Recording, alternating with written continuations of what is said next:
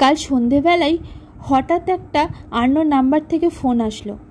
ধরবো কি ধরবো না ভাবলাম, অবশেষে ধরেই ফেললাম। ওই পার থেকে একটা গভীর কণ্ঠে নবাবের গলা শুনতে পেলাম। তিনি এক প্রকার দুঃখ প্রকাশ করেই বললেন, কি ব্যাপার, তোমার ইউটিউব ভিডিও দেখলাম, আমার হাতিপুকুর থেকে ঘুরে এসেছো, অথচ আমার বাড়িতে একবার এলে না। শরীরটাও খুব একটা ভালো যাচ্ছে না, সময় হলে একবার অবশ্যই ঘুরে যেও। নবাবের কথা তো, তাই ফেলে দিতে পারলাম না। আজকে বারাসাত মেডিকেল কলেজের মেডিসিন ডিপার্টমেন্টের কিছু ডাক্তারবাবুকে নিয়ে উপস্থিত হলাম বারাসাতের হাজারদুয়ারি প্যালেসে। এই টিমে ছিলেন সুদূর রাজস্থান, উড়িষ্যা, এমনকি কলকাতার সমস্ত জ্ঞানীগুণী ডাক্তারেরা।